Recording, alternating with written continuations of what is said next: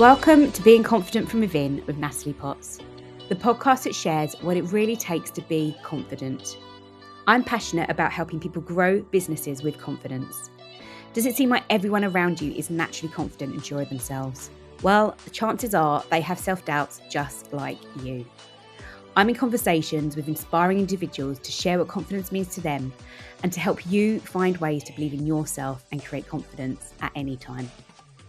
Ghulam, welcome, and thank you so much for joining me today to talk all around confidence. Oh, it's my pleasure. Let's kick off. Let's share all about Ghulam and what you do. Okay, so I'm a grief recovery specialist, and I help people who are grieving to recover their joy, their peace, and their passion for life again, because that's often what's lost when somebody's dealing with loss. Yeah. I know how valuable this experience has been, so we'll come on to that as, later, but I just want to start with share what confidence means to you. When I think about different areas of my life, confidence for me is about a deep foundation of certainty and knowing there isn't that sense of fear or anxiety. It is just a sense of peace and calm and knowing that you've really got this. Yeah, it's really interesting you mentioned knowing there, because that's come up quite a few times with people, this idea of knowing about things. In areas of your life, where have you noticed you've been very confident? I'm very confident in the work that I do, and that's really based on a deep foundation of many years of struggling with grief and really trying different things to help myself and having been through the journey. So it's not something I've just kind of read about or I know a little about. It's something that's, a lived experience. And then with my training, I remember when I first started, I wasn't so confident because I knew it worked for me, but I was like, I wonder if this will work for other people. But after time doing it with different people and getting really great results and really good testimonials, I now feel really confident in what I do. And that's based on the lived experience, as well as the results and the feedback and the testimonials. Yeah. I think there's something there about being able to get consistent results. Yes. Consistency, which is where confidence comes. And if you know that consistently you're going to be able to do whatever it is, then that builds your confidence.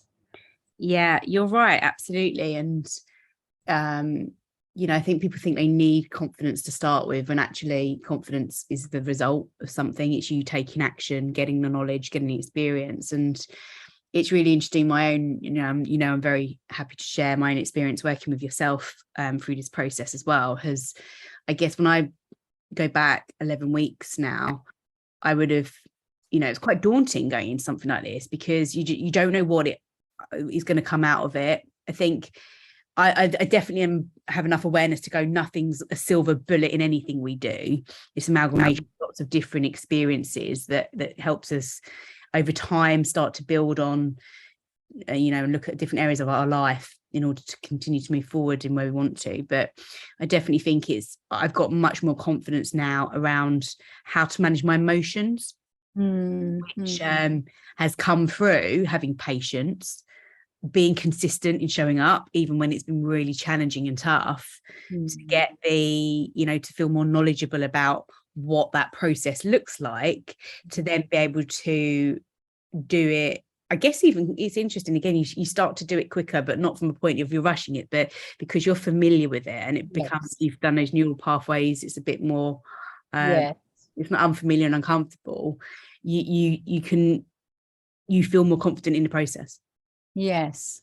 And I think for me, the confidence has grown because of the fact that I've seen it be tested in many different situations. So I've had a client who lost a husband. They were very happily married and had lots of plans for the future. So that was obviously a really, really devastating. Yeah. So sometimes if a case like that comes in the early days, I would think, gosh, this process, is it big enough to be able to really make a difference to somebody like that? Yeah. And then seeing them go through the process, and then seeing the testimonial and the transformed life at the end of it, not just one and two, but each time, Yeah. has really kind of given me that confidence to know it doesn't really matter what the grief is. Yeah. Currently working with somebody who's lost a child to suicide. And obviously, grief isn't just about death. Yeah. There are over 40 life events that can impact your heart. And so sometimes, and grief is not only negative, it's accumulative. So sometimes there's layers and layers and layers. And then this last thing can be the thing that really pushes you over the edge, because most people will get through it. But when people get stuck, then that's really the time to get some help. I was stuck for years and I didn't realize there was help available. And so, yeah, and that's where confidence, I think, for me comes from, that having something that's tried and tested and it lives up to its what it says on the tin, as it were. And Yeah. not as a hit and miss way, but that consistency. Mm. What would you say to people that are not feeling very confident about something that is very emotive, like this is, compared to maybe something in work and business? This definitely can bring in a bit more procrastination, self-doubt, fears, limiting beliefs before even wanting, maybe a discussion, but there's that kind of thought there for them of, that sounds like something for me. And how can people kind of take that next step to explore whether it's the right thing for them? So there are two aspects to this question. One is, I'm thinking about the time when I'm doing something new and I'm not sure if I'm going to be capable or, mustering up that motivation. And my mind often goes back to a story of when I was doing my A-levels. I used to work in Wall's meat manufacturers, packing bacon of all things. And my job was to put they would put them on the machine, it would seal it, and then it would spew it out at the other end. Yeah. When I first started, it was like they just kept coming, and you were supposed to sort them into boxes according to their date and according to their type, and everything would be spilling everywhere. And then I used to notice that other people who'd actually got more experience, they would allow things to pile up because they'd be bored, and then they go and I was like, how is that possible? But over time, I realized actually now I was in that same situation. Yeah. So whenever I'm facing something new and challenging, I think back to that time and I think, I just had to do it, and I just had to keep repeating it, and I just got better and better, and I will be able to do this new thing as well. I think in terms of people who are considering doing this process, it depends on how urgent their need is to get their situation resolved, as to how many risks they're willing to take. I think sometimes people come to me having tried counseling, having tried CBT, and their life is just a real struggle, and they're like, okay, I'm willing to give this a go. But obviously during the discovery call, we have a chance to really find out what has happened, how it's impacting them, and we have a chance to build a relationship. So some of it is really about them thinking, am I willing to trust this person to take on this journey?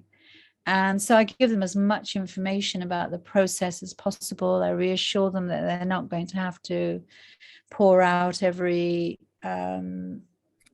detail of every terrible thing that's happened to them, but it's more about giving them the knowledge, the tools, and the processes so that they can learn, they can be empowered to work through their own grief. Yeah, I love that idea of that. Having trust and the journey can help with confidence too, and it's absolutely key. And if you think about the relationship side of things, of people that you feel really confident in, they are trusted, and you've built the relationship with people invested, and I think that speaks for business too, that that's when you get that's when you can really start changing people's lives, especially like similar to coaching, when you know you have a relationship that's genuine and purposeful, and there's confidence there in one another, confidence in terms of, you know, your client's going to commit and invest, and then confidence they have in you in terms of being able to help create a safe space. All of this is really, you know, it just shows the power in slowing things down and looking at the really important parts that contribute towards moving people forward in their life. Where are areas where you would like to be more confident in your life? Except tech. Oh. Well,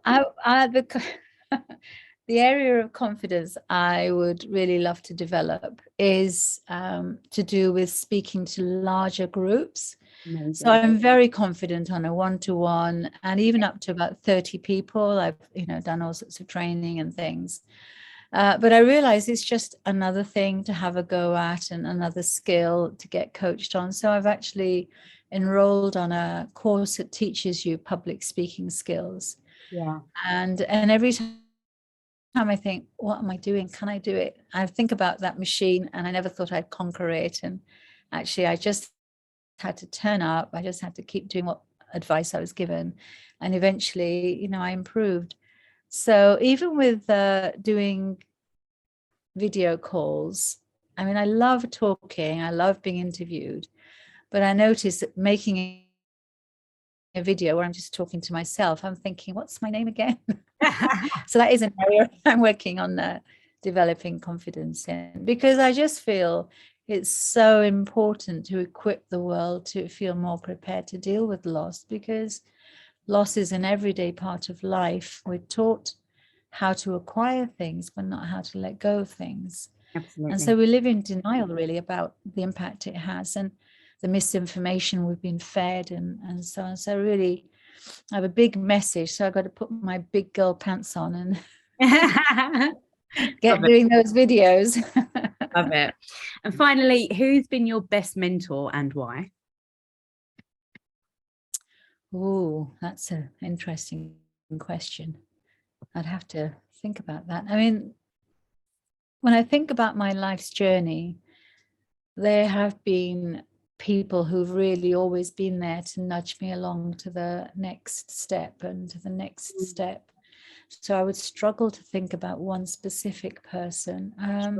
I suppose one person who does come to mind, if I was to think about it quickly, is really my sister-in-law, one of my sister-in-laws.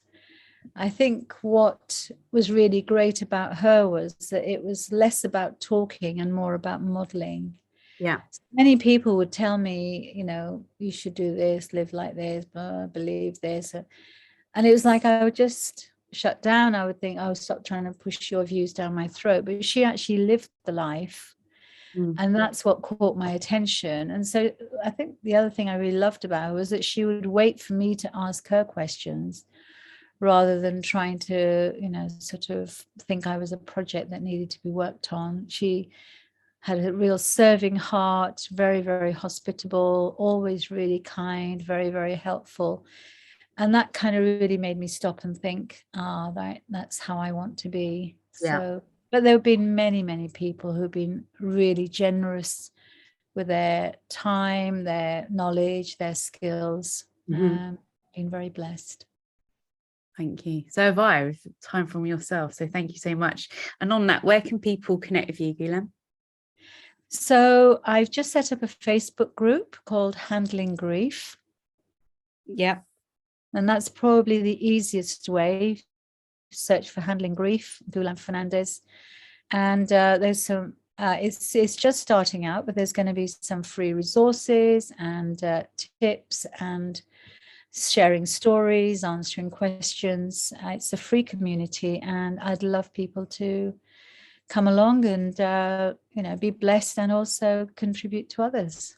Well, I'm really pleased you shared that, because I was going to challenge you on that otherwise, around your confidence to share your Facebook group, because yeah, I know it'll be an amazing community and it's growing. And I'm very big that, you know, I've got a community on Facebook too. And it's that I was sharing it with my coach earlier. I'd rather have 50 people in there than 5,000, and they're 50 genuine people that really want to be part of a community, want to invest in themselves, really want to change life, and take action, and know that the journey is not always easy, but really invest in that. I always prefer those types of relationships.